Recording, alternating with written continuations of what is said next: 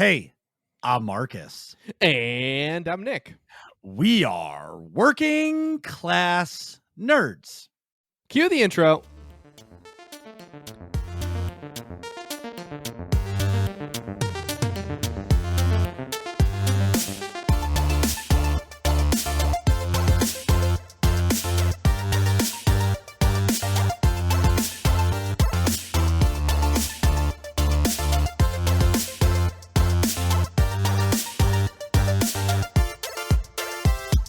That's right, we are Working Class Nerds, the podcast that gives you no information about your favorite information. Today is Thursday, March 10th, 2022, and you can find this Nick is Definitely a SWTOR podcast on Apple Podcasts, Buzzsprout, Google Podcasts, Stitcher, Spotify, and anywhere you can find a podcast in the galaxy far, far away. You can also watch me completely murder shit playing video games Tuesdays, Saturdays, and Sundays at twitch.tv/MarcusB814. And you can watch me play video games every single Monday night at twitch.tv/NickVern51. You can find the both of us on Twitter at MarcusB814. I am at Nick Vern, that's NickVern, and this week's episode, we're talking about Star Wars The Old Republic's 7.0 expansion notes with the best snack food in the entire galaxy. Also, a Nerds Community All-Star, it's Doritos! So, Doritos, thank you for coming back on the show, and what have you been up to? Thanks for having me, guys. Yeah, that was great. I got a call about 3 hours ago saying, Marcus, like, hey, would you mind coming on the podcast? What are you doing? I'm driving home. Why? What? So that is such bullshit. I called you and said, hey. Wait, hold on. You know how I know that's true? Because that's how Marcus operates. Because this app, like at lunchtime, he called me and he goes, all right, I think Doritos is going to come on the show. I'm like, okay. Before he called you.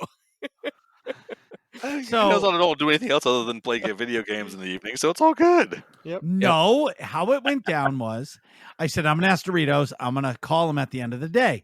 I called him and said, hey. He said, hey. I said, what are you doing tonight? He goes, nothing. I said, great. You want to come on Working Class Nerds? He said, hell yeah. I said, great.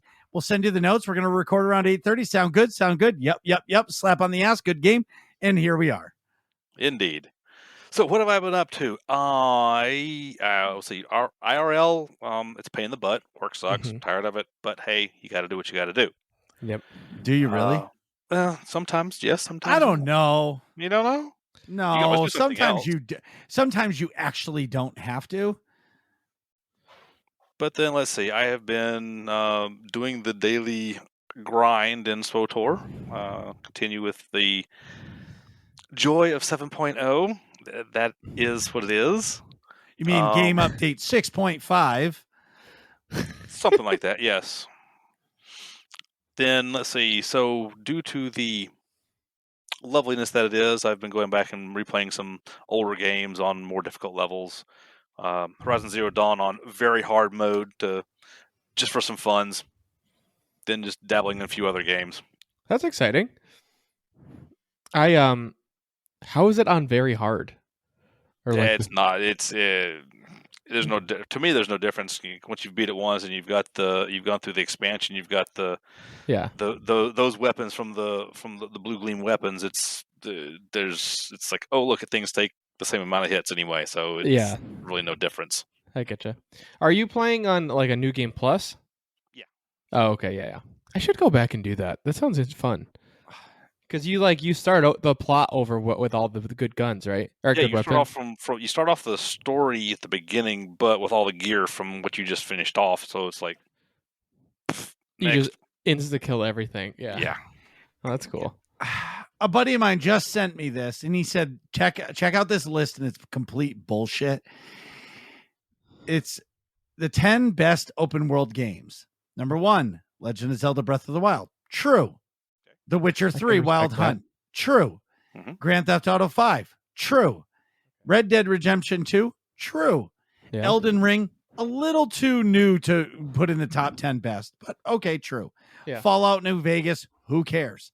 Elder Scrolls Skyrim, worst game ever. Oh my god. Metal Gear Solid 5 Phantom Pain, And then Horizon Forbidden West. What about Horizon Zero Dawn? Well, like Horizon Forbidden West Forbidden came West out like a week ago. Yeah, I feel like that's a touch too soon. Same thing with Elden Ring, but and then Marvel's Spider-Man Miles Morales. What about the original fucking Spider-Man? Well, I think that's kind of included. It's like because they said the Wild Hunt for The Witcher 3 also. That's the DLC. Yeah. Okay. They're probably including. They probably mean like the base game plus that DLC. You know what I mean? All right. Yeah. Yep. I just derailed whatever conversation we were having because No. I just was saying fuck off to my buddy. Those are not the best games. Those are definitely that's there are at basically least where my 5 of list them on would the be. list that I would definitely consider some of the top, open world games. Yeah, So- Skyrim is Horizon's the up there. worst ever. Yeah, I never No played way. it. Not in a hurry to play What? it. Well, I mean, What do you mean, you have to like accept that it's got dated graphics and stuff, but No, wait, bro. You can get mods for that shit, and it's like pretty close. It's No, amazing. Mario's got dated graphics. Well, yeah, Mario's got Star Wars: The no Old work. Republic has dated graphics. Yeah, It's true.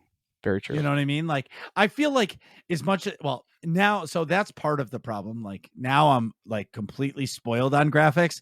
Yeah, because Destiny is from 2017, but it looks like it could have come out like this year. Oh, I should send you bitches this. Anyways, Doritos, what else have you been doing? That's pretty much about it.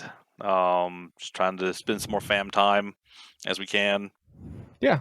So, yeah, just kind of going through the motions feels like sometimes. I hear that. I feel like before kids, you think you're busy and you really are not busy.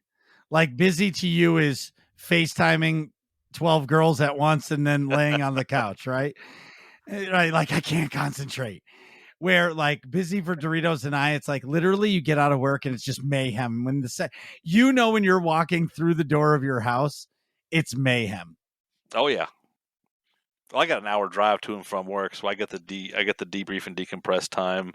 So I hear how'd school go and this and all this kind of stuff from my wife. So I'm prepped when I walk in the door of, okay, we need to sit down with you and go over your homework because you screwed up and you didn't follow the instructions again, and you need to finish. Period. Yep. I felt like I needed to put my hat backwards. It's a go full douche mode, For if you're talking about me FaceTiming with like 12 different girls or whatever. I just feel like you're living your best life. Well, I'm trying. Well, yeah, of course. You can't meet the one of your dreams by not talking to them all. Yeah, you got to. You got to cast a wide net to catch, the best fish. Yeah, exactly. 100%. Right. They're all crazy and you got to sort through which flavor crazy you can work with. But yeah. Anyway, Doritos. Yep.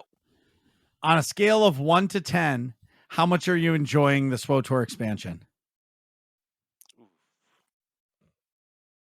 I enjoyed the story probably about a 7.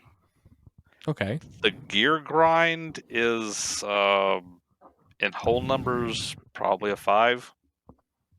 Not a, and we'll get into. I think they're going to do some good with update 7.1. So we'll get into what that says here in a little bit. But that's been frustrating to say the least. As far as what you can, the play your way, as long as you play within the sandbox that we're going to give you with half the toys, the broken shovel, and the water that doesn't work. Right. Yeah, like the combat changes are so limiting that it feels like you're not really doing fun stuff. Oh no, the combat changes aren't the issue. It's the way they are limiting you to the content they want you to play, even though they have said time and again, we want you to play your way. Right. I see what you mean. That was 6.0. Now they said it 2 and 7.0. Yeah. So you'll be able to do all the stuff you want, and there will be these focused things when it comes to flashpoints and ops and all this and the group finder. But then you go to do the stuff but I don't want to do this. I want to do these other things, and you're limited. I get you. That's frustrating. Yeah. Marcus, what have you been up to? I was just about to ask you the exact same question. It's like it's written in the script or something. No, you always go first. Yeah, I know. I don't know. I was feeling creative. Just so. Did I talk about day one rating? No, I didn't last week. Maybe you did. You mentioned it, but you didn't go into a whole lot of it. Oh no! When was the 5th? Hold on. That was Saturday. 5 days ago. That was last Saturday. Oh yeah, so I didn't. You did not talk about any day one rating. Well then, let's get into it. Yeah. How'd that go for you? Well, so wait. Which game were you talking about? Destiny. Which one? The second one or the first one? I've never played the first one because they didn't put it on the PC. I know. So I know you know. I know you know you know. Anyway, I put together a day one rating team in the 11th hour. There's 6 people to a raid team. As the raid came closer, so Bungie does something called World's First race. It's a race to see who can beat the raid the first time on day one.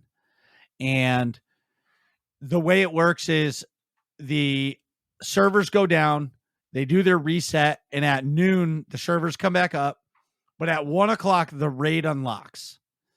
And when the raid unlocks, for the next 24 hours, it's something called contest mode, where everybody goes in 20 light levels lower than what the enemies are. Everything hits harder. It's basically Nightmare Kephis for every enemy. Interesting. So every enemy is really hard to kill. Right, exactly. So you have to play well.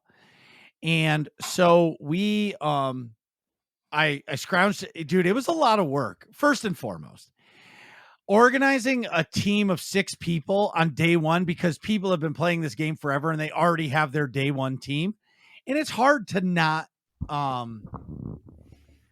it's hard to find players who don't have a team. Yeah. You know what I mean? Yeah. The people play, but then also don't have a team is like a in-between group of people. Right. So anyway, from a combination of myself, Ven, and Kat, Master Wabbit, he came, he's an AIE guy. And then one of Ven's friends came. And then at the 11th hour, we got Melody. Oh my God. I forget his fucking name. While you're looking, how long did it take you to get from like 13 and change gear to the 15, whatever you are now? So the key to that is you put Melby 2009. So he was our 11th hour pickup, like an hour before the raid. We found him through the Marcus B Gaming community, and he joined. Nick, if you do the legendary campaign, yep, for Witch Queen, you get a set of 15-20 gear, blue gear. It's just shit gear. You would put your regular gear in it. Yeah. But for you, I would tell you just to enjoy the game. Don't stress about gear. Play it, learn it. You know, if you really want to gear grind, you're going to have to play a lot. So it's basically a commitment thing. But to play the story, you'll gear up slowly but surely. What this game does that's really, really good is, like, let's say you're 1350 and you get a 1370 chest piece. You don't have to equip it. As long as it's sitting in your inventory, the game knows that is more. Right. It'll give you higher gear. Oh, the game's smarter than me. Right. Yeah. If only the other game was like that, that'd be nice. Whatever. I'm not shooting any fires right now. I think you just combined two sayings. Shooting any fires. I meant lighting any fires right now. Right. I was too thirsty. Okay. Why are you so thirsty? Dude, I ate so much Chinese food. So my neighbors are our age or close to. They moved in next door. They have a young daughter. We have young kids, and they started. Anyways, so my neighbor was like, I want Chinese food. I was like, well, I could fucking eat Chinese food. Next thing you know, he's ordering $151 worth of Chinese food. Oh my God. He shows up with a fucking cardboard box full of fucking Chinese food. And we just ate, like, I think I ate 4 egg rolls, an entire tub of pork fried rice, chicken finger, the pan seared wontons, General Tso's. Wontons, you mean dumplings? Dumplings, that's what I Oh, meant. those are great. Yes. With lots of soy sauce. Oh my god. And a lot of duck sauce. And there was something else. I don't remember, but it's a lot of MSG. Oh yeah, me too. Like, so my salt content right now is at like overload. I Right. feel like my entire body is dehydrated and I'm wilting away. Are you like itchy almost? No, I'm not itchy. I'm just like my tongue, like I can feel. I already drank one full liquid IV and I'm on my second bottle of water and I'm still thirsty as shit. Your pee's gonna be like orange. I don't give a fuck. I know. I'll just drink more water. I'll be pooping water tomorrow. I'm going to drink so much. You know what I mean? Perfect. That means you're hydrated. Yes, exactly. So anyway, Meanwhile, back at the ranch. Yes. So I day 1 raided. So the first part of the raid, you're on like. Do you guys ever play Overwatch? I have, yeah. Okay. Yeah. Do you know the payload? Mm-hmm. Yes. Thing. So picture that, and it's like a mini pyramid, and it's the exact same thing. It drives a little bit. You have to shoot a bunch of things, people that come. You jump back on the payload. It goes through. Blah blah blah. Okay. That's how you get to the raid pyramid where you're going in. Mm-hmm. So then we go in and we find our way to this room, and there's 3 sections with 3 towers and like 3 ruins, and they're just tall towers, and one of the ruin things has 3 empty logo spots on it, each one. So there's 3. There's 26 different icons that are in this area, and they're like all pictures of shit. So nobody has ever seen this. And as soon as they made it, somebody went and made a Reddit like picture of it and gave them like quick names. Yeah. For what they were, which was pretty awesome, right? Yeah. Like, thank you very much for doing that. And so long story short is we spent 5.5 hours trying to do this one fight. And it's not even a fight. It's just a puzzle. Yeah, that's what I mean. And like I was playing like so it was 3 teams of 2 in one area. My teammate was Master Wabbit. He had the dopest dope guns. He was getting like 65 kills and I was getting 3. Wow. When we were all wiping, or like 10, right? Yeah. If I hit double digits, I was going great. So now when the raid fight started, I stopped shooting shit. I'm like, there's no point, because I was the runner. I had to like do the job and kill the thing. Right. And because of that, I just got to kill stuff. That's it. I mean, just got to kill the main things. Yeah. By the time we figured, you didn't have to do any ad control, right? No, because this guy was doing all the work. I didn't have to do shit. Yeah. Master Wabbit did damage. Yeah. And but after 5 hours, by the end of the 5 hours, we figured it out. Okay. I'm not saying that the team wasn't good enough, because the team was definitely good enough. I think if you're gonna go in day 1 rating, I'll give an example compared to SWTOR. Yeah. If I did not get burnt out from SWTOR, our working class Sith's team would have gone into this new raid that's coming on day 1 and done really well in hard mode. I believe, because we were we had a cohesive bond, right? Yeah. We played enough together where Marcus, and that means Marcus taunt. You know what I mean? Like little noises or little sayings, it would just work. But when you're going into a day 1 raid in Destiny and not everybody plays together and nobody knows anything, people will know these fights for SWTOR because it's been on the PTS now. So there's going to be certain people that already know the mechanics of the fights when you go in. Some may not. But nobody knows this going into these raids. So going and watching some of the Twitch streams, because it started at 1 p.m. and I started watching, and we didn't raid until 8:30 at night. Because obviously we weren't I couldn't start at 1 o'clock, but people were willing to go 24 hours straight. I'll explain why in a second. But long story short, I had a great time. It was such a cool experience to say I was there. The next day 1 raid, I feel like I will be better prepared to see the content. You know what I mean? Yeah. And like understand what you're going into. Because like you guys know, until you see something, you don't actually know what you're expecting. You know what I mean? Like if I was going in day one to a Nightmare Raid in SWTOR, I would know exactly what I was walking into. You know what I mean? Mm-hmm. So it was so much fun. I can't thank Melby. I can't remember the other. It's like Carmen, I think his name was, and Wabbit for coming, and then of course Ben and Kat for coming. We had a blast.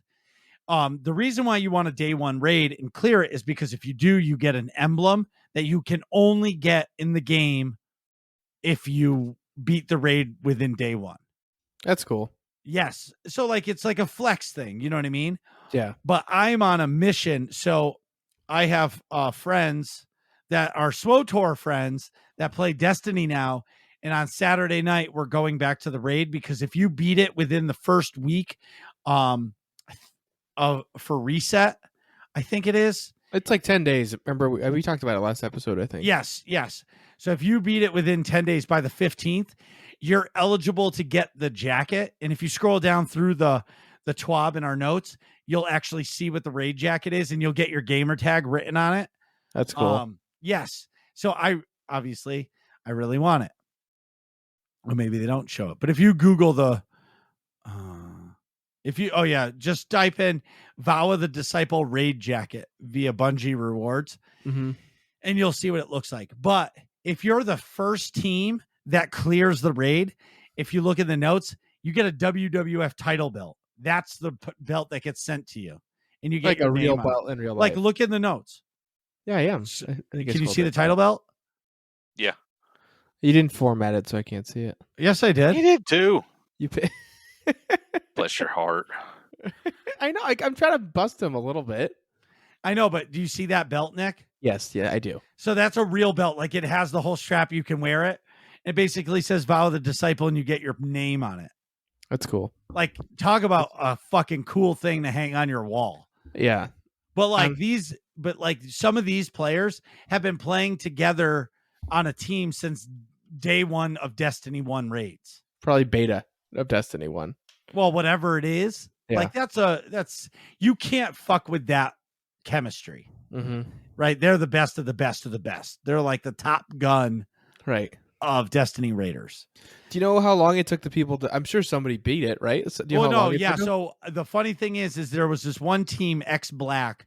Okay. They were the closest, and they got to the final boss, and they hit like a snag. But here's the thing about streaming. Wait, so nobody beat it in 24 hours? No, they did. Oh, okay. But this other team, I think, had people watching this other team's strat. And hearing the strats. So then they were relaying the message to this other team. Yeah. And this other team was like, oh, okay. And they like kind of elevated them a little bit. And then when they came down to it, the other team ended up winning before like by a minute. Wow.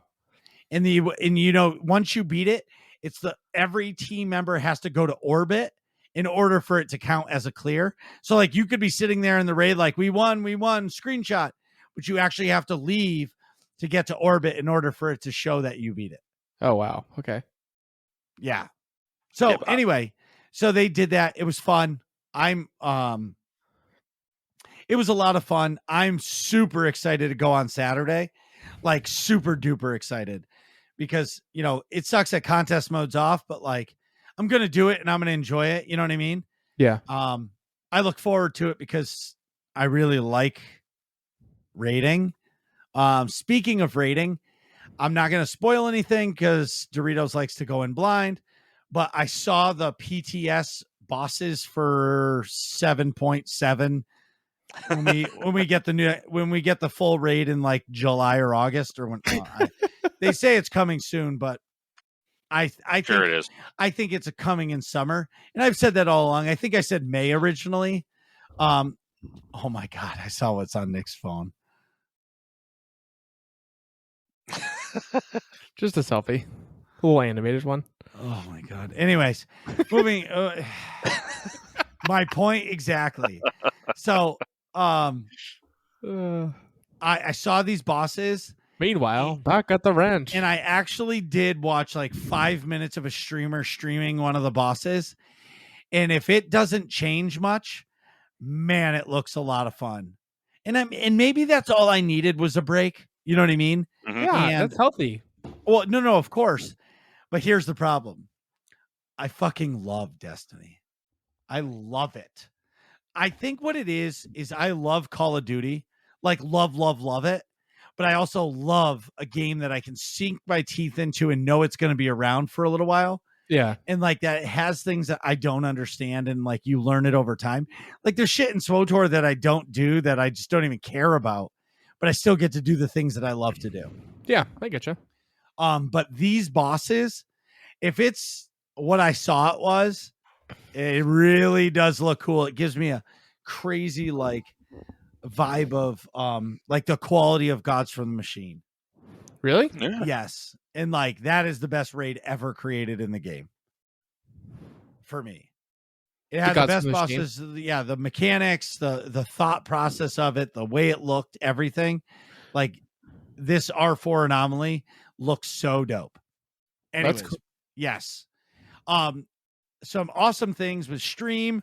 Like my stream has been amazing. I thank everybody because like I've been talking about it for a while, but like switching games for a period of time is tough and it's hard.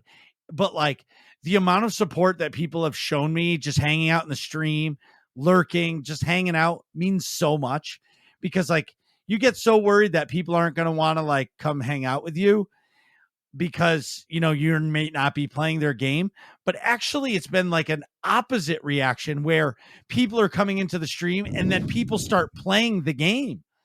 And in process of all this, I mentioned that like now I'm the clan leader for the AIE Guild clan. So now Tuesday nights are going to be our clan night where, you know, in this week I got offered to do the raid on Tuesday, but we were in the middle of clan night and I was like, sorry, it's clan night. And it kind of stinks that it coincides with mandatory fun night for SWTOR.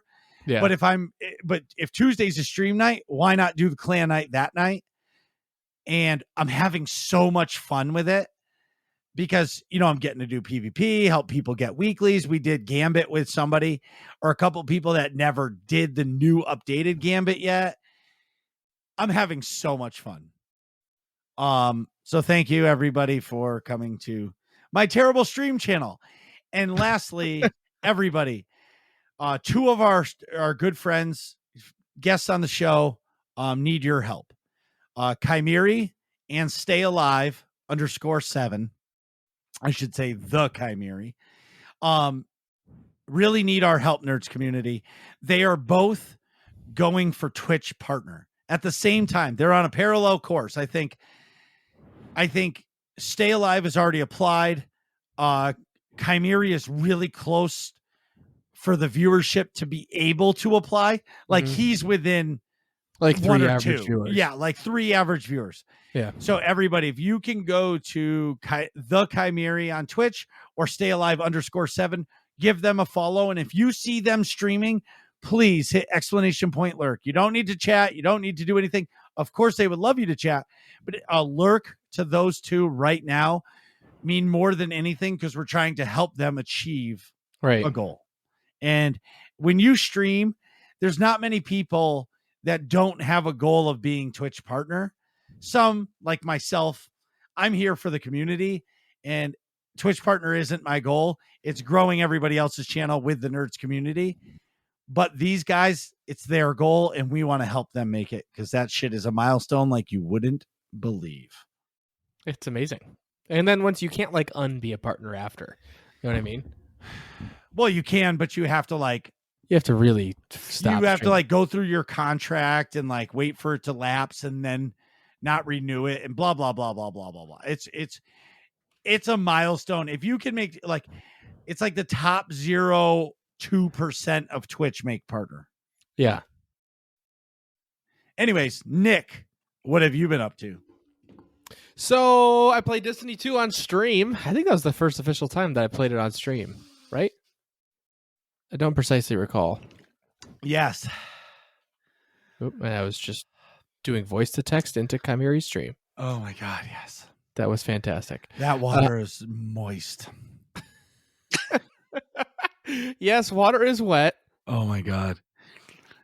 But it was really fun. Marcus came around and like helped me kill everything in the story. Are you trying to do ASMR right now? ASMR. Oh my God. Can you hear me? Oh my God. All right. Anyways, I played Destiny 2. We killed all the things. That was absolutely epic. It was actually fun because Nick didn't know I was logging in a game, and then I was teabagging in front of him, and he's like, "Hey, that's Marcus," and I was like, "No shit," and he's like, "Oh my God," and then it was so funny. Like, it hasn't been like this in a long time. Like, I haven't had to I don't want to say teach somebody. Yeah, like right? bring them through. Right. But like right. I was moving forward and Nick's like, you can see his character, and I know you can't see this at home. He was like just looking up at the sky, and I would have to shoot him to tell him, dude, we got to go this way. Yeah. But it was I also didn't I was streaming, so I had my own audio. I wasn't in Discord or anything. So right. Marcus, I was like, well, at first I was like talking to I was meditating. So I was sitting on the ground, and then I just saw somebody like standing right next to me. And they've got like crazy high level armor, so I don't know what the heck it is. They're obviously not from like the starting area. Yeah, they're not from around these parts. Right, exactly. Sorry, I'm just looking because I typed in the chat for Chimeri. Hey, I can't stay. I'm recording the show, but and then I gifted 5 subs, and all I see is hypes in the chat. Yeah. But anyway, so I knew Marcus was some high level player, so I didn't think to look at the name. So then I'm like, oh, somebody's just messing with me. And then I realized they were teabagging me, and I looked at the name, and it was Marcus. So I was like, oh. I didn't realize. I didn't think about it. Like, yeah, it's an MMO. We can just get in your game, stupid. Right. And so, long story short of all this is that we got Nick off the Cosmodrome. We beat all the shit. Now we can actually start doing he can start doing other things to achieve victory and be able to enjoy the game for what it is. Like, we can do the Witch Queen campaign together. We can do, which you definitely should, and we can do it off stream or even on stream, but on stream or whatever, I can go with you. You know what I mean? And we can do it together. Because only the legendary campaign scales with how many players you have. Okay. Where the regular campaign does not, I don't think, or maybe it does, but it's still fun as shit. Yeah. Yeah. Yes. Let's see. But it is super awesome that you're playing the game, because now I feel like when I talk about it, you at least know what I'm talking about. Yeah, and I finished a lore video that gives me all of the lore up to the Witch Queen expansion. So I know all about Sabathoon now. You just burped in the COVID cave and there's no ventilation. No, I farted. You farted and it's that bad that you have to dude, have you ever eaten Chinese and then get the farts, dude? Not only am I dehydrated, my farts are nasty. They smell like General Tso's and chicken fingers. That's just terrible. You need to take care of some things there. Get yourself balanced out.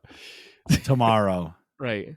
Tomorrow I'll become one with the Force. Anyways, what else have you been doing, Nick? So I booked my flight for Dallas, Texas at the end of April, which is cool. I'm going to play NXL Dallas, the Lone Star tournament or something like that. I forget what they called it. But and what month is it? End of April it's April 28th through March 2nd. It's the rainiest month in Texas. I know, and it's going to be an absolute mud pit. Yes.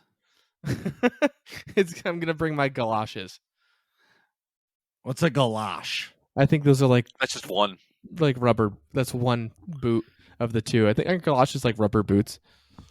But so I booked that. I got it off from work officially, so I'm going. So we're flying down Thursday morning early, and then we have a practice time slot at 2 or 3 in the afternoon. That's good. Get on the field, see how it plays. Yeah, and move around a little bit so you shake off that flight weirdness.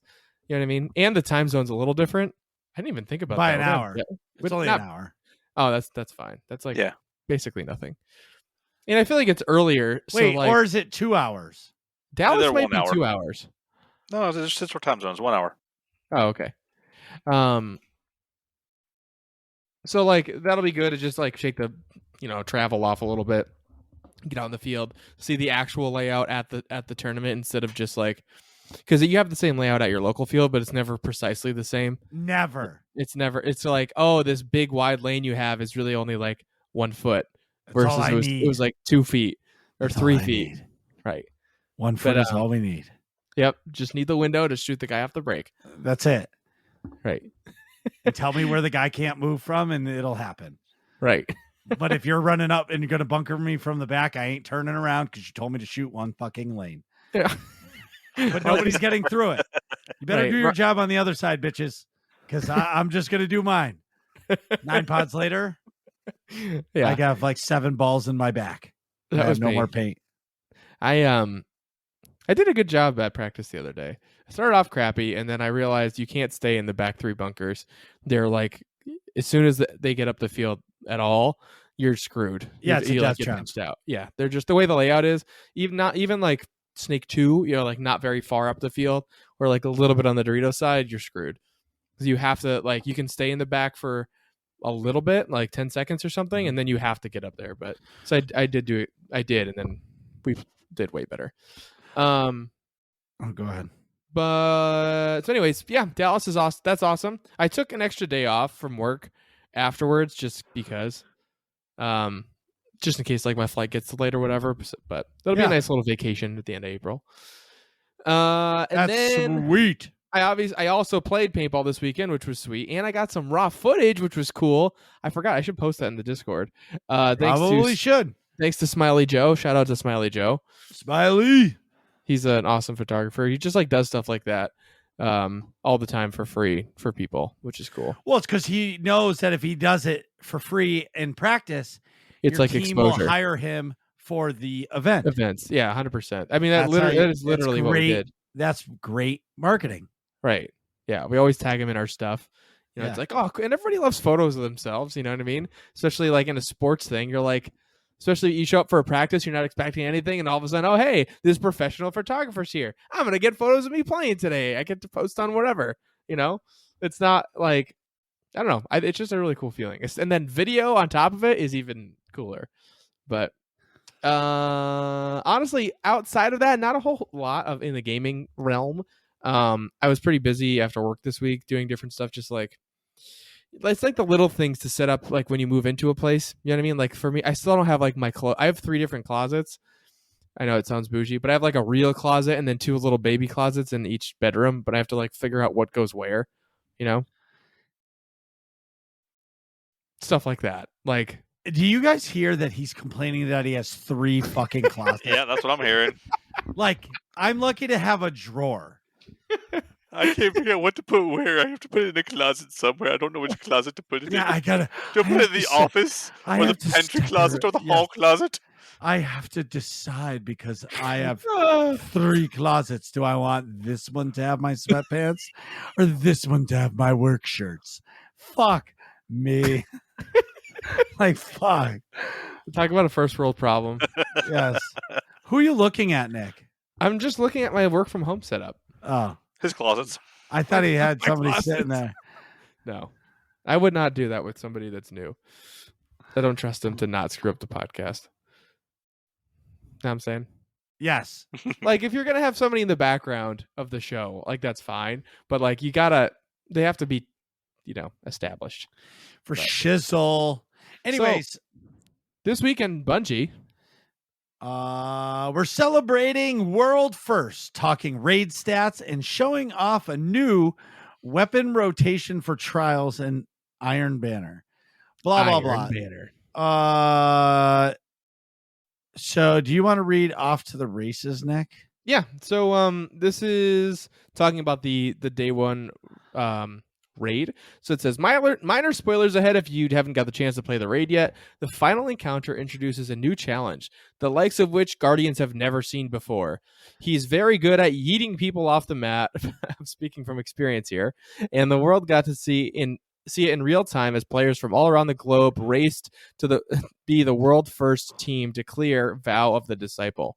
We saw a record number of players attempting their blind runs, diving headfirst into the fray without a guide or clear path in sight. To say that those that participated did an incredible job is a massive understatement, but only one team can win. A huge congratulations to Clan Elysium on their well-deserved win, taking the crown 3 short minutes ahead of the competition. And then it's the that's crazy. And then it's the usernames that I'm going to butcher: Salta Grepo, Slap, Kairos, Moople, and Quaz and Cruz banded together and strategized, shot, dodged, dunked, dinked and dived, solved their way to victory, one kick to the face at a time. And you know what? It paid off. So congratulations again to this amazing team. That's pretty cool. And then it shows the mega WWE belt that each player is going to get. Speaking of the new Vow of the Disciple raid, this new raid explores new themes and experiences, including facing off against a boss that makes taking out Guardians look fluidly effortless, beautifully haunting locations to explore, and more than a few secrets hiding within. For those interested, we've got a few stats to share from the first 48 hours of a brutally challenging contest mode, including record-breaking numbers for Guardian participation. So, Vow of the Disciples... Before you say that, it's so it's usually 24 hours for the first for the contest mode raid. Yeah. But because there were so many bugs and teams were getting error coded out of the game during the raid. Oh, okay. They decided to extend it an extra 24 hours, so that's why they said the 48. Yep.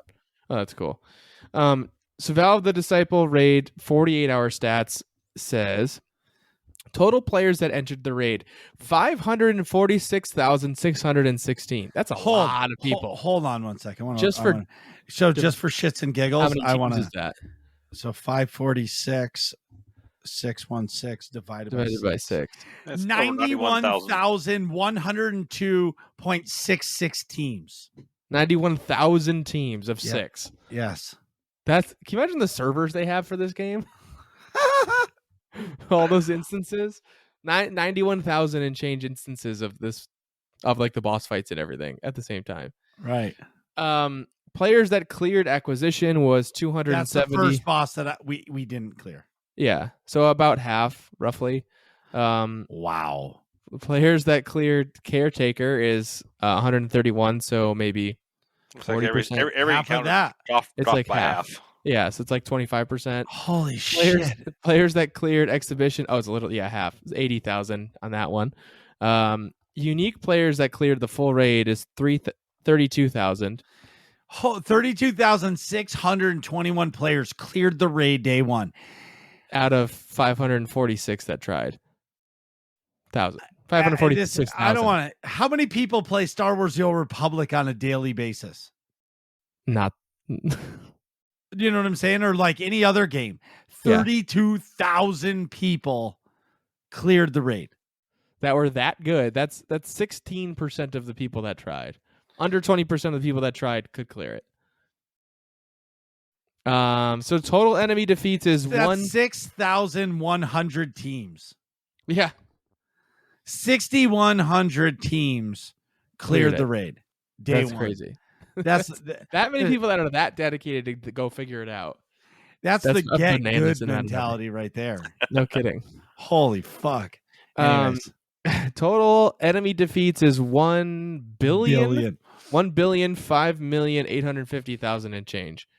This is my favorite stat right here. Total Guardian deaths, 70 million Guardian deaths. Rip that guy. So wait a minute.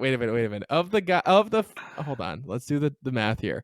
Of the 70 million 0.67705 divided by the total number of Guardians, 546,616 equals an average of 128 deaths per player. That's a lot. 48 hours. That's a lot of rip that guys. No kidding. Yeah. And I died a lot. Hold on, 120. Let's do that per hour. How many rip that guys per hour? Over 48 hours? If they played for 48 hours straight. Okay. 128 divided by 48. It's an average of 3 deaths per hour. Every 20 minutes, every player died. But people weren't playing for 48 hours straight. So still, that's crazy. That's a lot of dying. Total hours spent. That's a great meme. Walker's just found a meme on his phone. It says Miss America, and it has Miss America getting crowned. Miss Universe getting crowned. And then Miss Everything, and it's a Stormtrooper. Because they miss everything. I miss all their shots. Anyways. So total hours spent in Valve of the Disciple contest mode is 4,223,843 hours. Oh my God. Oh, there's the jacket. Scroll down. Here we go. That's a lot of emblems. We're working on getting those out. That's a lot of emblems, and we're working on getting those out sometime in the next few weeks. Meaning it's a lot of people that cleared it and stuff. Make sure to follow Bungie Help on Twitter for more info. If you signed up for our Bungie newsletter, stay tuned for your own #Raid Complete email on Tuesday, March 15th. As a small heads up, that's also the last day to get your first clear of Vow of the Disciple for that sweet, sweet raid jacket. For those that may have missed the reason why the 24-hour contest mode window was extended, Day 1 started out strong, but we eventually saw a plethora of anteater error messages. This made it difficult to complete the raid runs, especially when tension was already high from trying to be the first to win. Well, we know this did upend some players' weekend plans to play the raid on non-contest mode.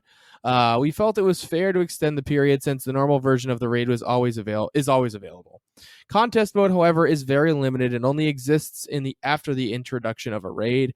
So because of this, the team discussed and decided that an extension was the right thing to do.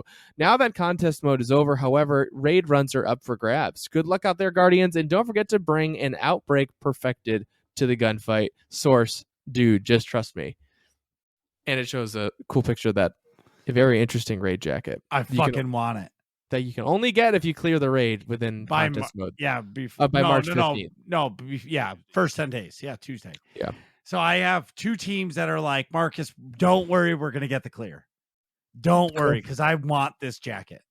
Do they? Yeah, that's cool. It's like it's hard to, you should just go look it up online, but it's like an army raincoat on the outside. But then, on the inside it has all like the raid pattern. logos. Yeah. Very colorful. It's Anyways, so then they gave us some updates for trials in like Iron Banner. Mm-hmm. They gave some bug reports, of course. The huge. If you want to do it, go check out the TWAB. Thanks, Gator. And check it out. In AIE news. In AIE news Saturday nights. Join us. SNL. Wait a minute. The beacons of Gondor are lit. The beacon and AIE calls for aid.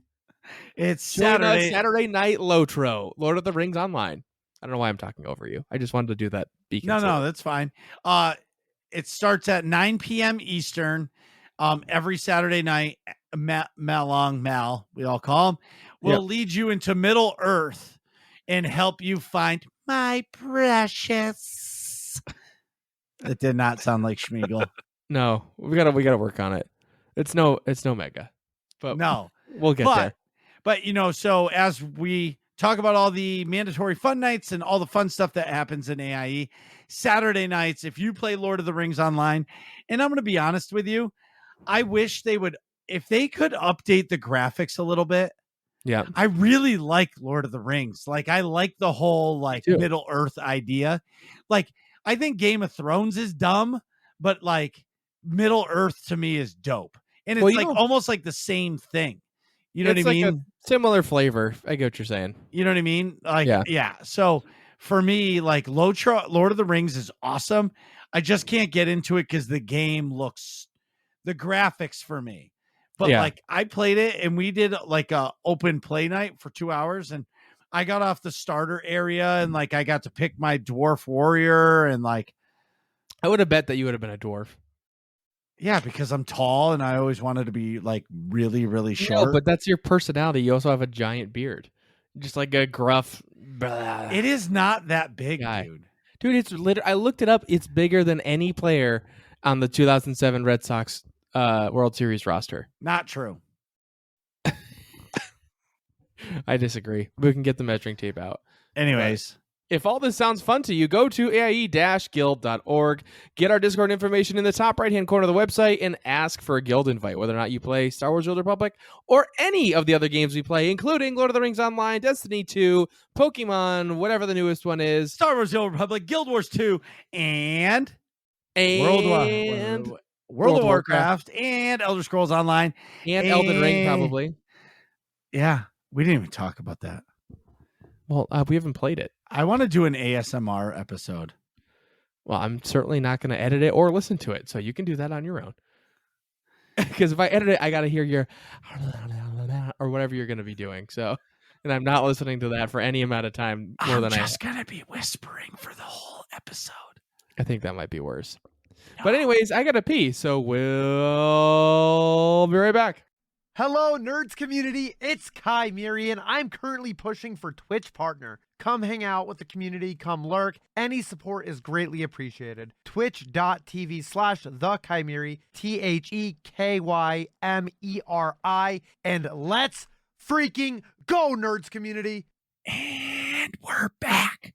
So today, and we're back. We are not starting like that, damn it. So today, we're talking about the status of SWTOR 7.0 expansion with the nerds community superstar, Doritos.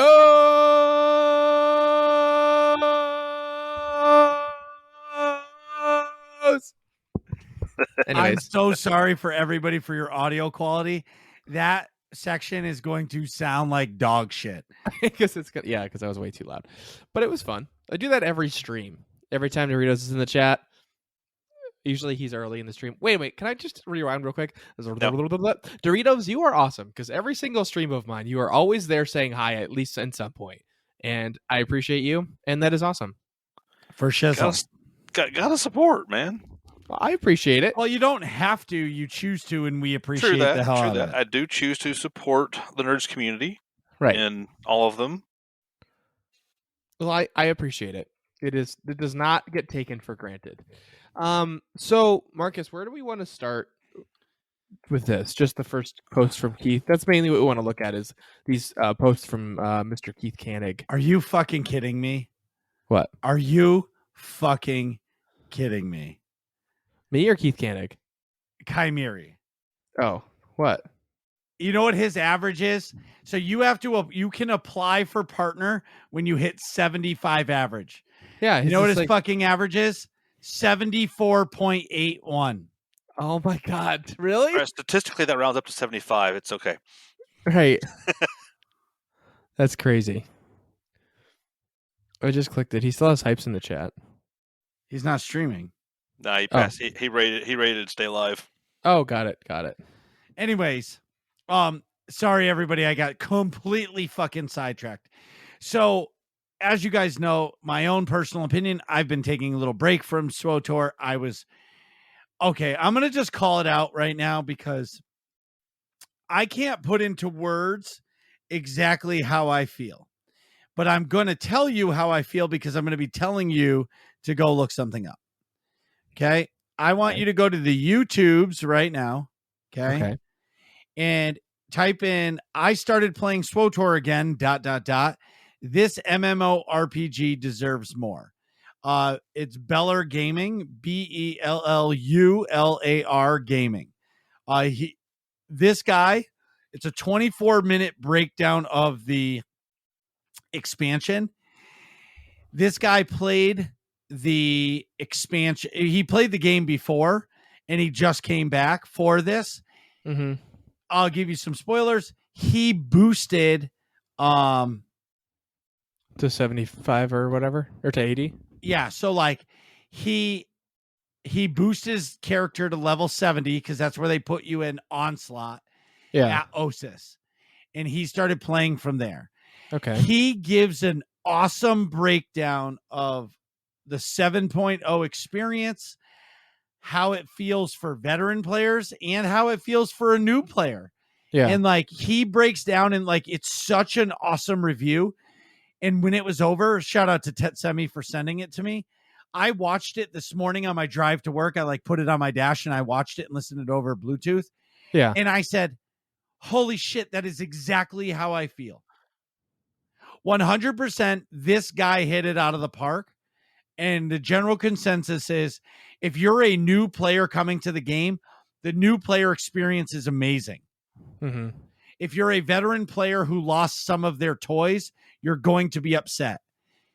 And he basically said, if you were expecting an expansion, this is not an expansion. And he breaks down why. It's such a good, like, even if you don't play SWTOR, you should listen to it because he will explain it to you. So again, I'm going to rewind again. So on February 15th, the SWTOR 7.0 expansion came out.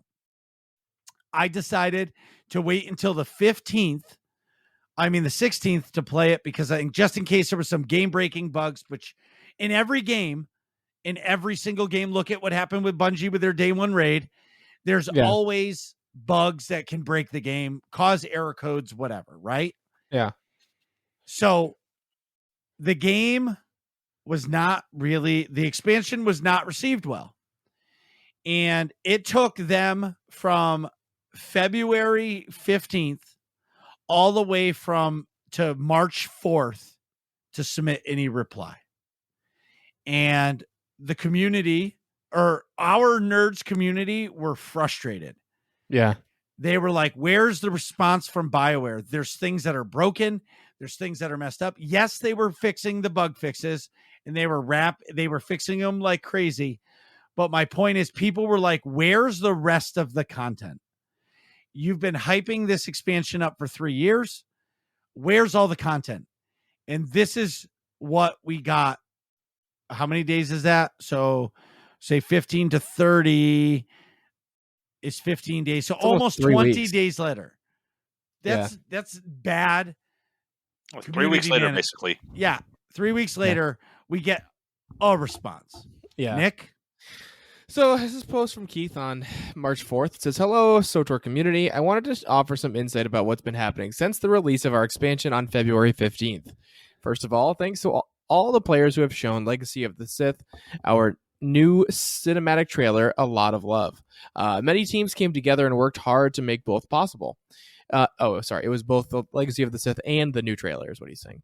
A small handful of us were able to spend launch week in an in-person ops room, watching players react to the trailer and then start pouring into the servers will remain a fun memory to me.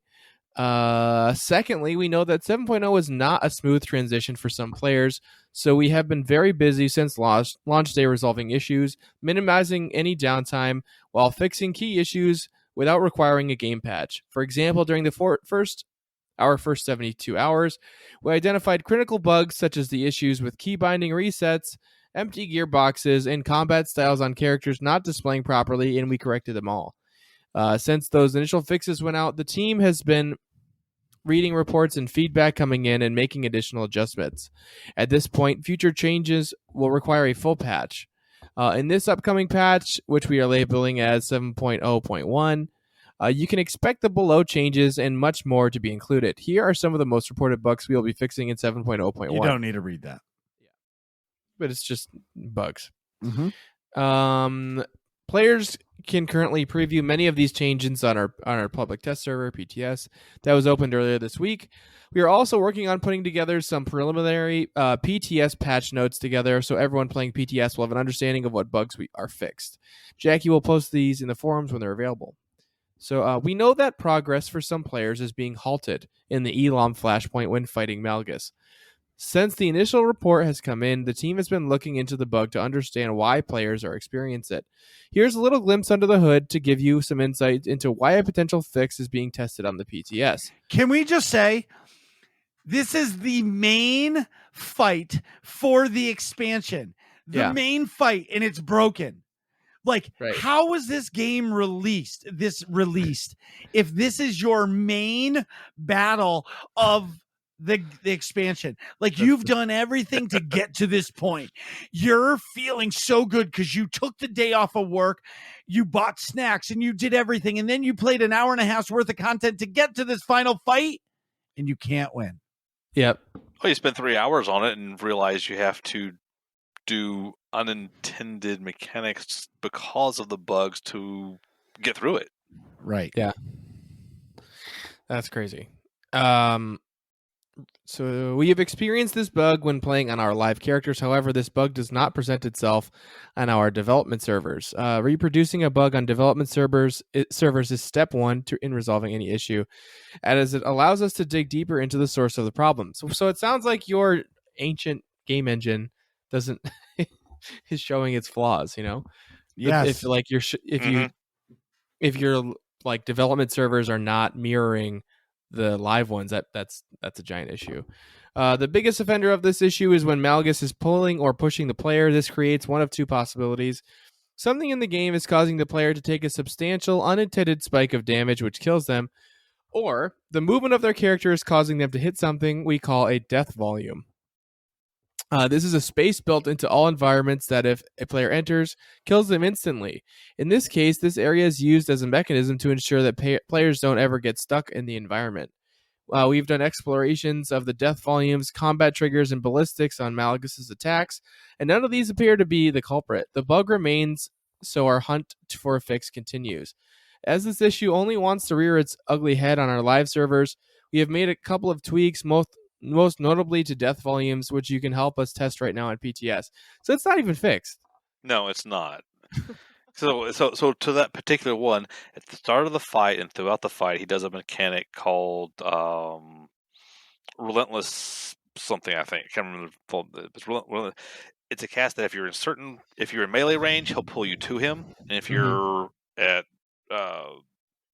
ranged attacks, max range, he'll push you. So when he pulls you in, you hit this death volume and it insta kill. Wow. So anybody who's on melee usually dies.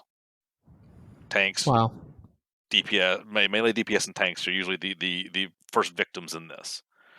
So it's very irritating. Yeah, that's obnoxious. That doesn't make any sense. Like, why would you have a death volume on Malgus? You know, it's for the environment around, so that way if you get pushed off the edge of the environment, you should not survive.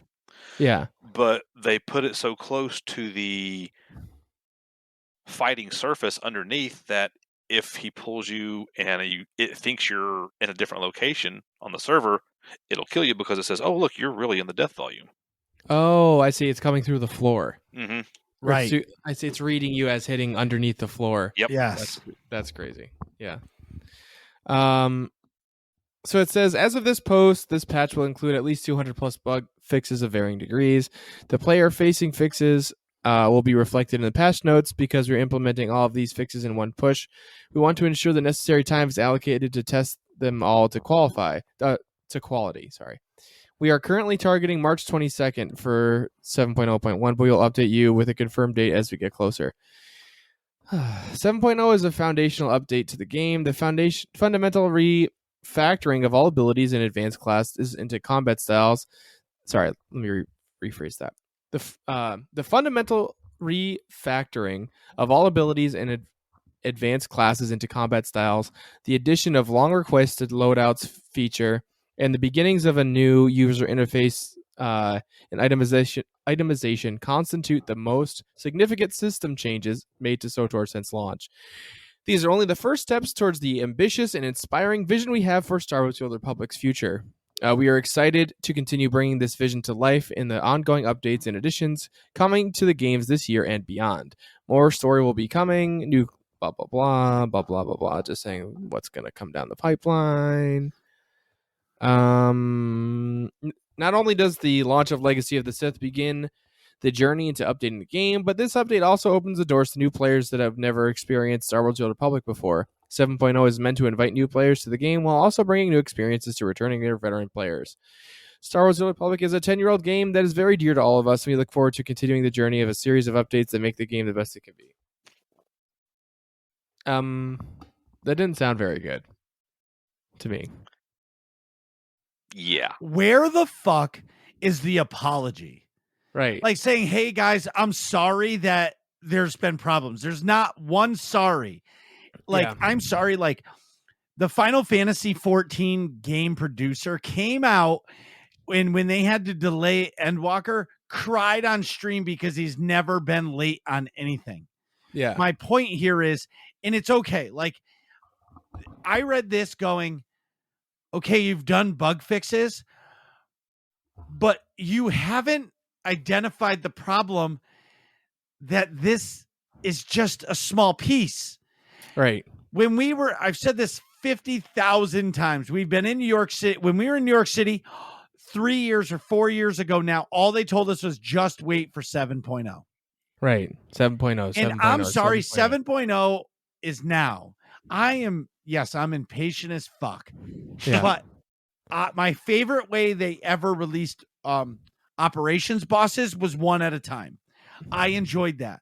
But on an expansion, like they gave us planets that weren't finished. They told us there was going to be daily areas. It was not finished. Like, it's just like, why not just delay longer?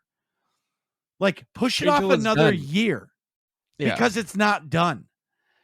And the reason why we're really talking about this is because we were asked to discuss this. But reading this first article, because we have 2 more to go through, just screams to me like, okay, PR has to be done. Yeah. Just spit out what we have done and what is coming immediately. Say nothing else and get a post out there. This vibe, this post is like a little bit. I find this like a common argument, especially in couples. Let me explain what I mean. This post has the vibe of like, hey, I'm working really hard. This is really hard for me, but so like that explains this shitty thing you're dealing with. You know what I'm saying?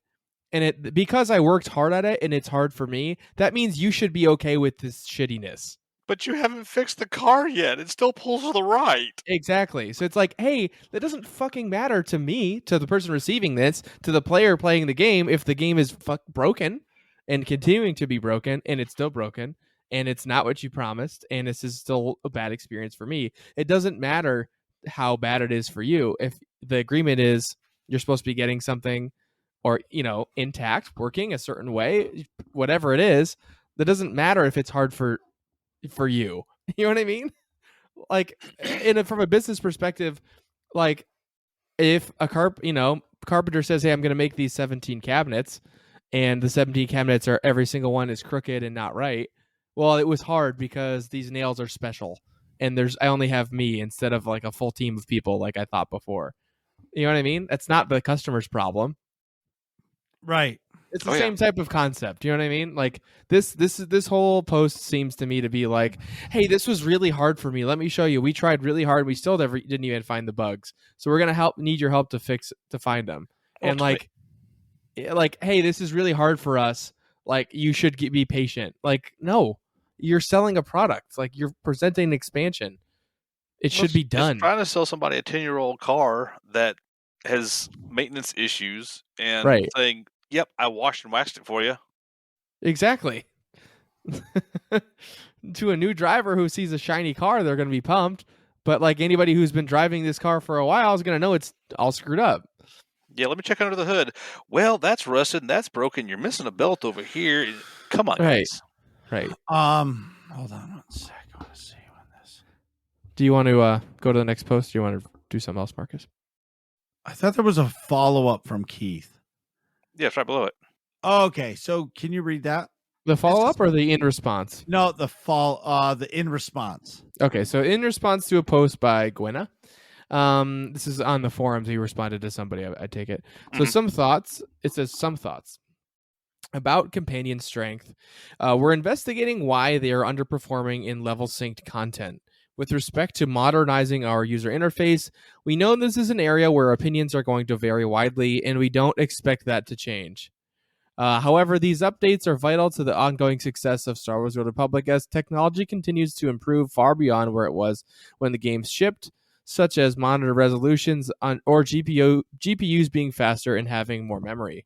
We know user interface changes must be evolutionary, and we need to ensure consistency, improved experience, and just better overall flow. We are listening and will continue to make adjustments based on your feedback. We are hopeful as we release patches, we'll find a balance between updated designs, making adjustments, and ensuring your play experience is enjoyable. So, you guys want to start? I was going to say, so basically, the 10-year-old engine is old. We're not going to update it. and you're just going to have to kind of get over it. Yeah, he's literally like, yeah, everyone's opinion's different. Sorry you hate the UI. But also, like, can I just artistically criticize the like logos on the classes? Like, they went from like actual illustrated photos of like lightsabers and lightning and like cool stuff and like stealthy things for the other, you know, non-force user characters. Like, very clearly, like, oh, okay, cool, these are really interesting classes, to like literally Pong level graphics, like white on black dots that like have a symbol that resembles something like that. But the engine can handle it. But the engine can handle that and it doesn't text. Like, how is that possibly better? How do you look at those and say like, oh, this is clear, this is more clear as to which the classes are? I want to find somebody who builds engines or works with them. Works and with get them like on game the show, engines? game engines, so they can explain to me that I'm being an asshole or that I'm being ridiculous or something. I'm sure you can go to epicgames.com and find somebody who's building stuff in the Unreal 5. Yeah, but they're not going to come on the show. Why not? Have you asked them? No. We got Holly Fields on the show. Yeah. No, I ask everybody. I know. I'm not afraid to ask anybody. So today we got a post from Chris Schmidt, and these are good answers. Like, they are changing things because of the community's outcry. Okay. I still think the bigger problem, I don't think they understand what the problem is, the real problem, but what they're doing is they're fixing what they can because they can't change the lack of content. Right. So the post from Chris Schmidt that was posted today says, "Hi, folks. I wanted to follow up on Keith's post here with a little more context, background, and most importantly, some changes you will see in the 7.0.1 release. First, a little peek behind the scenes in the world of game design. When designing changes for a game as large and as complex as Star Wars: The Old Republic, there are many things that need to be taken into account. Between the interplay of lots of different systems and features in the game, and understanding how any change to one can affect the experience of all the rest. It's sometimes difficult to fully simulate on paper how the sum of all the parts fits together into a greater cohesive whole."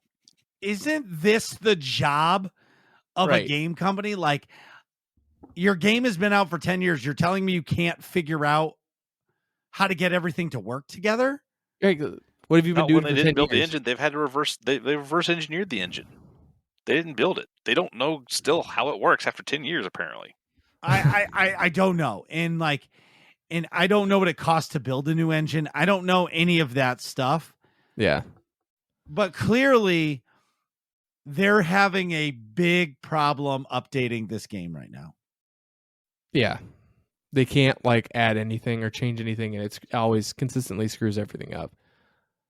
So it says, so we prototype, test, reiterate, and test some more. Some of these may be public test opportunities of a particular piece of the puzzle we're curious about on PTS, but internally the test and iteration cycle repeats as often as possible.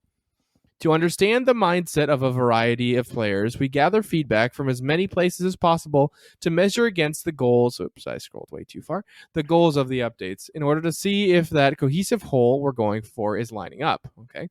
For 7.0, we had a vision for how players could experience repeatable content and how the game would incentivize and reward content around the galaxy, especially to highlight our new shared tagging feature that we've been very excited about.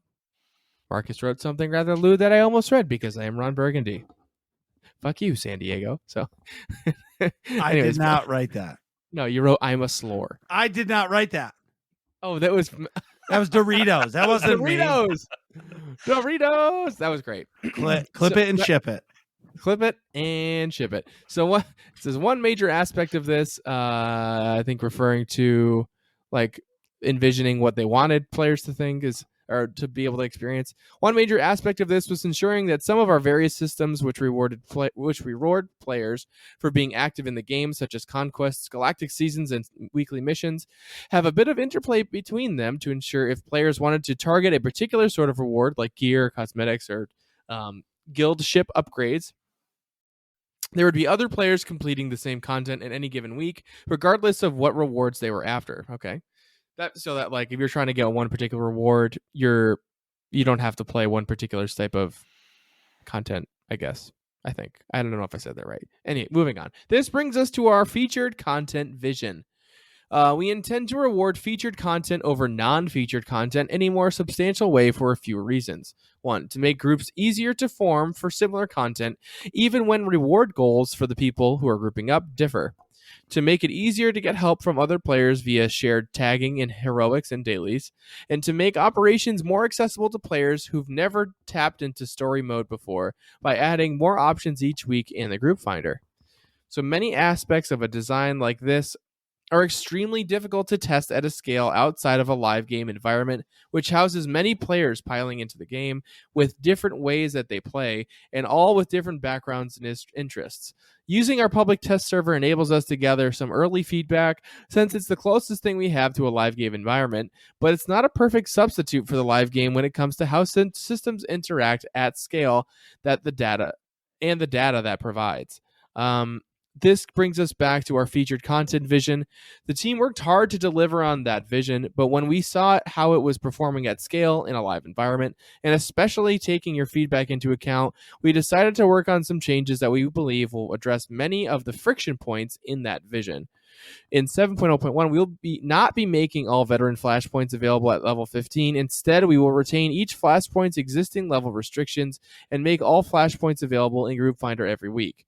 We'll also adjust some rewards, reducing slightly the number of materials gained by deconstructing gear earned by running any individual flashpoint, and boosting materials rewarded in repeatable weekly Group Finder missions. We also committed to addressing some long overdue discrepancies in difficulty, length, and time to complete among all of our flashpoints. That work will not be done in 7.01, but will be patched into the game over time as we assess each flashpoint individually. The first step in this direction can be seen in the latest PTS build that went live today. Enemy health and the Spirit of Vengeance solo story mode has been reduced across the board.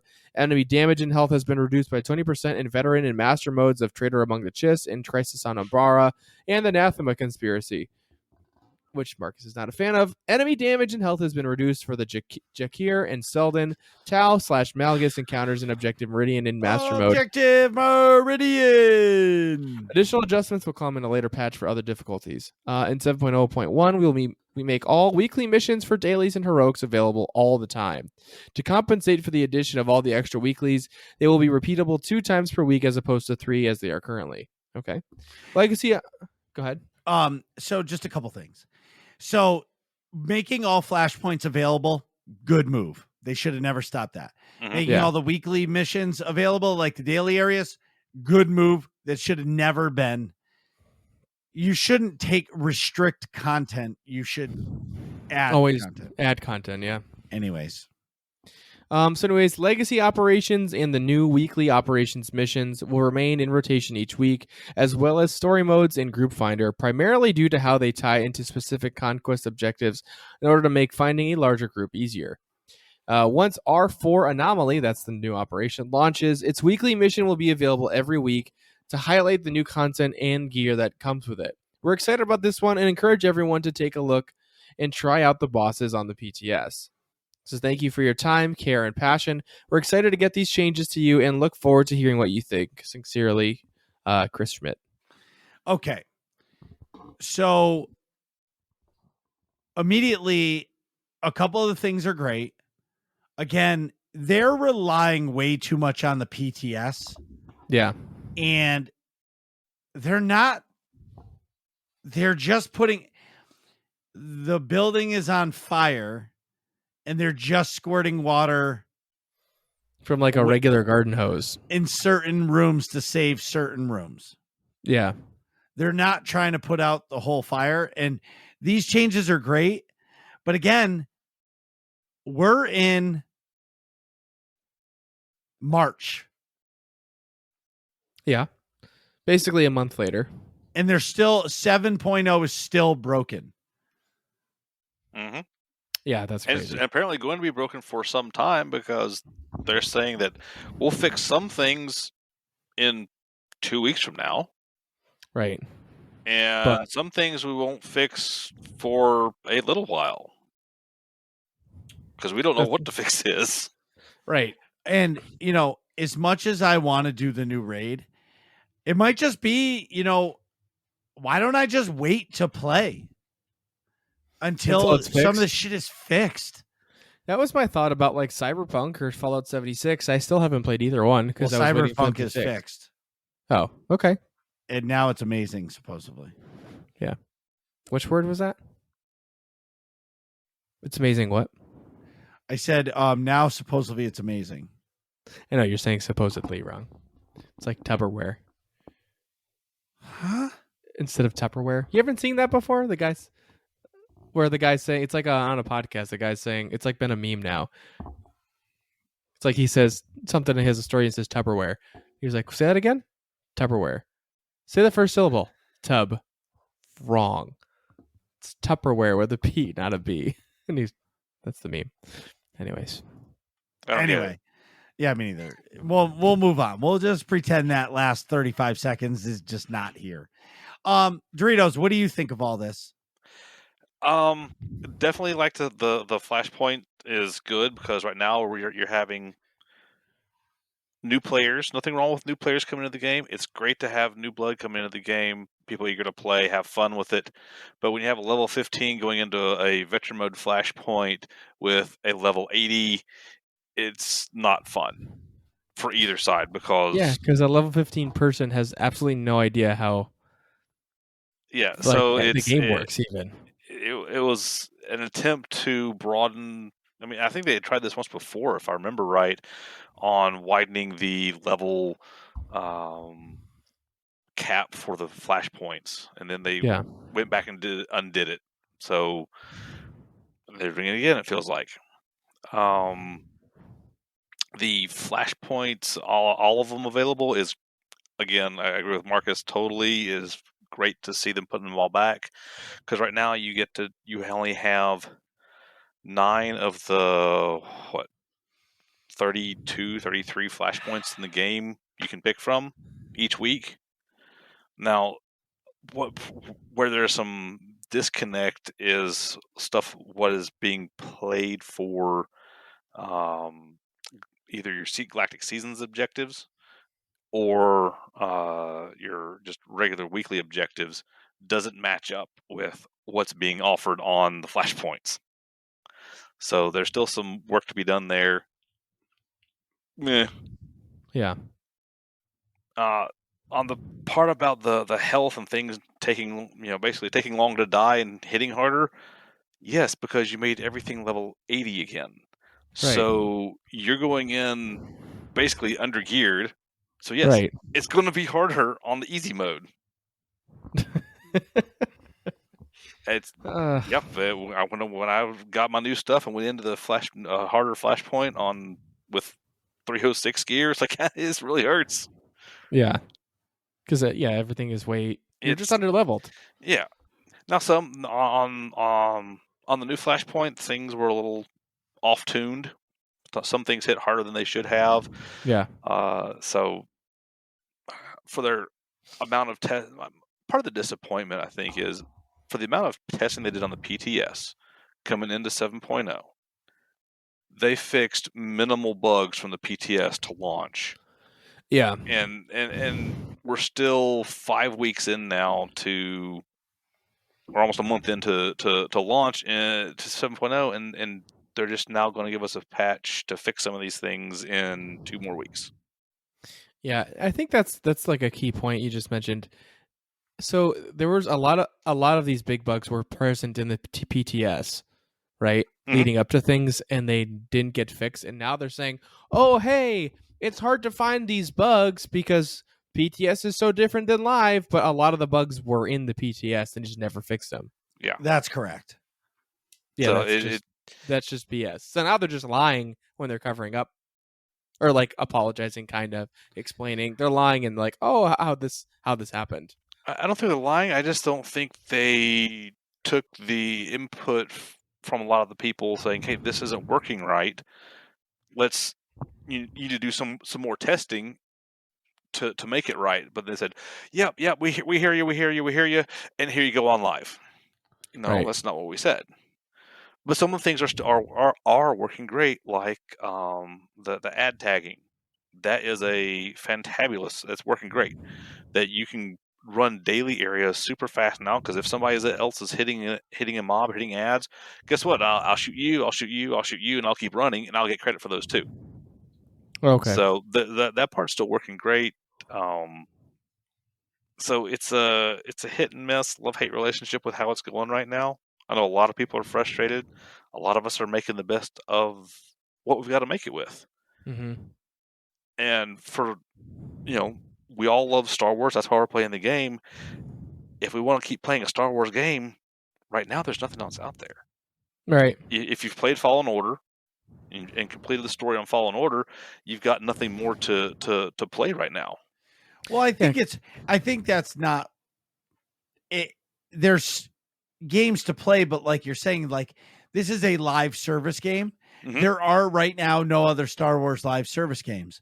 Like when Lego Star Wars Skywalker Saga comes out, people are going to all play that for the 30, 40, 50, 60, 100 hours that it is. And then as soon as that's over, they're going to be done with it and they're going to come back to SWTOR. Until there's another lifestyle-ish game, I think SWTOR holds the crown of the Star Wars universe. And people will just deal with it, because I say it I get asked this all the time. If you didn't have a lightsaber or whatever, you weren't wearing Captain Rex's mask, would you still be playing this game? Most people say no. Mm-hmm. Right. But they play it because they're living out their Star Wars fantasy. Right. So I don't know. I hope for the best. I hope by July, oh my fucking God. December 31st, 2022. There's so much content for this expansion that, okay, yes, it took a year, but man, the 10th year was great. That's what I'm hoping to say. But, in finishing up quarter one of 2022, and so far is a 3. It feels like it's the beginning of the end. Mm-hmm. Just population, attitudes. Yeah, with those of us who are diehards, this is what we're doing. We're hoping it gets better. There's a lot of talk here. It's getting better. We would love to see it. But proof's going to be in the pudding. Do you guys want to move on? Okay. I think it's Thursday, May 5th, which is Revenge of the 5th, 2022. It's official. We will be doing a Nerds Community meetup in Orlando with yours truly, Marcus B814. Time out. Did you hear that? It's a Nerds Community meetup.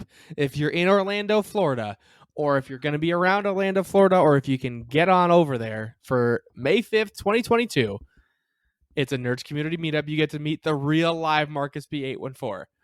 I unfortunately will still be in Massachusetts, but you'll get to see Marcus's giant scraggly beard in full, never mind 4K, it's full IRL. Do you think I'll still have it in May? I don't know. Probably not. Oh, it's hard to judge, because all of a sudden sometimes you'll go from like wild man on that should be making duck calls to like totally clean shaven. Yeah. So my point is, there's going to be a bunch of us there. I know Doc's going, Stay's going, Nazir, friend of the show, Maxie's going. I know Tsunami is going. He took the day off of work. He's going to drive up. I think he's south. I think he's near Tampa, and he'll be driving up. So there's a bunch of people coming. I'm guessing that we'll probably do it somewhere, I would say near like a Disney, like downtown Disney, I would imagine, or somewhere close to that. Like, I know that there's a place in Orlando that is all Super Mario themed restaurant. Like, I would like to go there. It's like I think it's called like Bowser's something. That's cool. Google that shit. That's what we're gonna do. Yeah. Jamie, pull that up. It's like an Asian fusion restaurant. Like that to me sounds fucking rad too. I just care about like having enough space for everybody and like us being able to hang out. Yeah, you know and, what I like, mean? talk, Like, and it's not like right. Like, I don't want to have crazy to loud go there in music. like a restaurant. Well, I don't care if it's loud. I can scream with the fucking best of them. Well, yeah. Especially once you get a couple wobbly pops in me. Oh boy. If you thought Marcus was loud now, wait till he's Or I'm sipping going to on be so something. tired from walking around Disney for those days prior to that I'll just be falling asleep after one beer. Guys, I got to go to bed. Yeah. You get the tap on the shoulder. Sir, you can't sleep at the bar. You need to leave. Yes, exactly. But I'm super excited for it. I'm super excited to meet people and just hang out and talk like-minded shit. Because there's not many people where I live that are like-minded to me. Yeah. You know what I mean? Yeah. I'm a cabinet maker by day, nerd by night. There's not many nerds like me around me. Right. Anyways. Not in real life anyways. Right. Last thing is, did you guys see a fucking Obi-Wan teaser trailer? Yes. And can we just say, when they first panned the Tatooine Suns, I just got like the chills. And for the record, I just got notified, and then 10 seconds later, I got a Nick text that says, "This is not a drill." And then the next post was the teaser trailer. Yeah. You got the Star Wars has posted a new video on YouTube.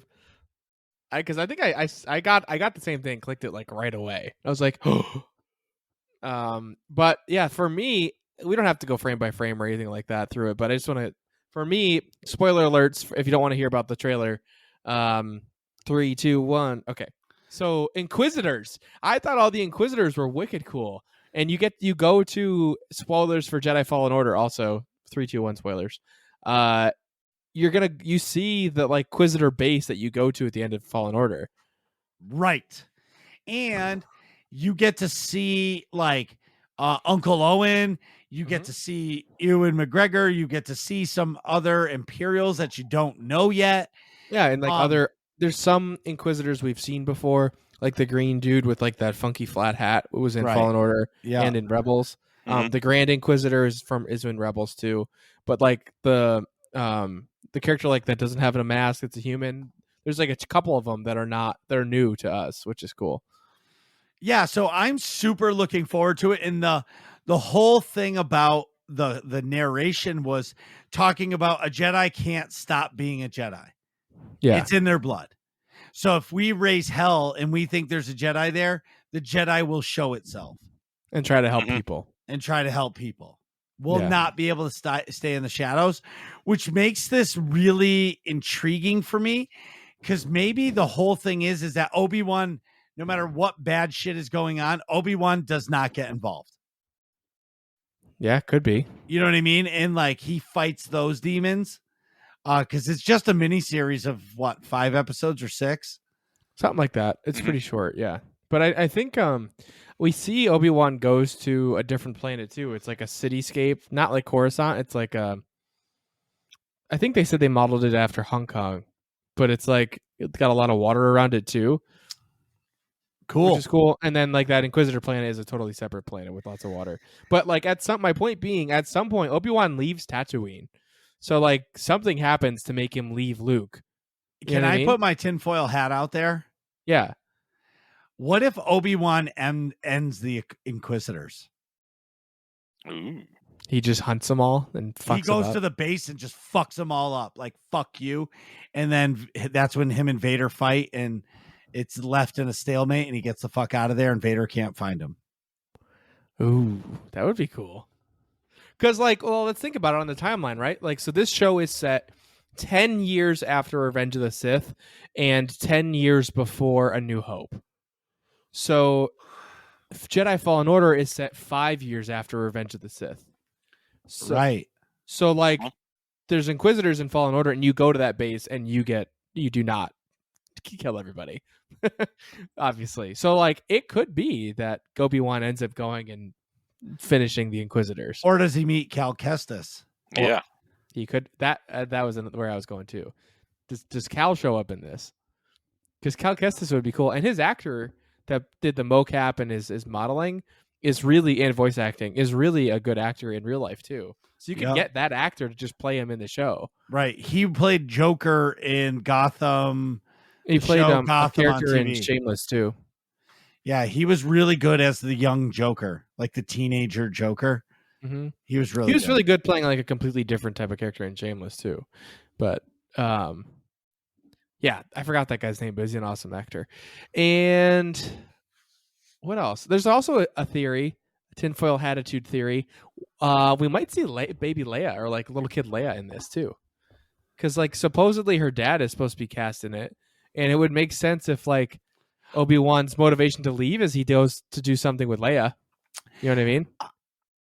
I'm gonna let Dorito talk in a second, but all I'm gonna say is I believe we are going to see everybody possible in this show that is involved from back then. Yeah. I think they're going to just come out with all the stops. It's going to be like The Mandalorian when we saw Grogu for the first time, or IG-11, but it really in our world, it was IG-88. Yeah. Like all of those things I think we're going to get in the newest show. Yeah. I hope so. I like all the callbacks, all the new characters. Right. What do you think, Doritos? I think it's going to be quite interesting. I'm interested to see where they take his inner conflict, because even in that opening scene, when he puts the binoculars down, you can tell he's got some sort of inner conflict going on about to be involved, not to be involved, and on the train. Right. I'm interested to see how they work Vader in, because you can hear his rebreather at the end credits. Yeah, you never see him in the trailer. So it's like, how does that work in? And they can still keep it all canon and not mess with the New Hope lightsaber battle between Vader and Obi-Wan with the phrases that are uttered. Yeah, it's just something the effect of like, I haven't seen, last time I saw you, right. I was a student, you were the master, or something like that. Which means it would have been on Mustafar when they last fought in Revenge of the Sith. Right, but so it says they'll be in and or at the same places, but not at the same time. Yeah, I don't think they fight each other. No. I think Vader's chasing him. Or it's just a whisper, and it's after the Inquisitors get destroyed. I don't know. Because there's no Inquisitors in A New Hope. Like they're not even mentioned. So like, and I'm not saying that they couldn't be. I'm saying that Obi-Wan's going to destroy them all, give him his time of like, yeah, I'm still badass, bitch. You know what I mean? Yeah. But I do believe this is going to be nostalgia town for all of us. Ewan McGregor is going to do great. Like, it's going to be fucking magical. Yeah. Like, that's going to be a show that you have to watch every episode on the 86. Yeah, on the 86 in Stage V in my dad's basement. Yes. Yes. In the basement theater. Right, exactly. Like, this is, I don't know. I'm super excited. Oh, last thing before we go. Did you guys see The Batman? No, but I'm going like this weekend. I almost went yesterday. You have not yet? No. Okay, I'm calling it now. Up till this movie, Heath Ledger was the best villain ever in all of the Batmans until this episode, until this movie. The Riddler, I always liked the Riddler's villainness, but this Riddler is scary as fuck. And like, I don't want to say, like, they did a really good job with making Mr. Twilight Batman. They played to his strengths because he's like emo Batman. Oh, Robert Pattinson, you mean? Yeah. Whatever that guy's name is. I thought when you said Mr. Cedric Twilight. Diggory? Cedric Diggory. Wow, I forgot about that too. Yes. But anyway, he did an amazing job playing his role. And I think shout out to the director and whoever wrote it. They wrote it in a way to complement that guy's emo-ness. or like his talents. They didn't try to change who he was. Like the Christian Bale Batman had that Christian Bale like feel to him. He did a great job. But like Ben Affleck, that guy is not Batman. Like they were like a totally different character. Yeah, they were like, we cast somebody else in at the 11th hour. They canceled, so you had to call in the backup. Right. Who can we get? Who's desperate? Oh, call Ben Affleck. All right. Yeah. It's interesting, but I can't wait to see it. Yeah. Doritos, thanks for coming on the show, dude. No problem. Thanks for having me. What are you guys talking about in here? Find out next episode of Working Class Nerds.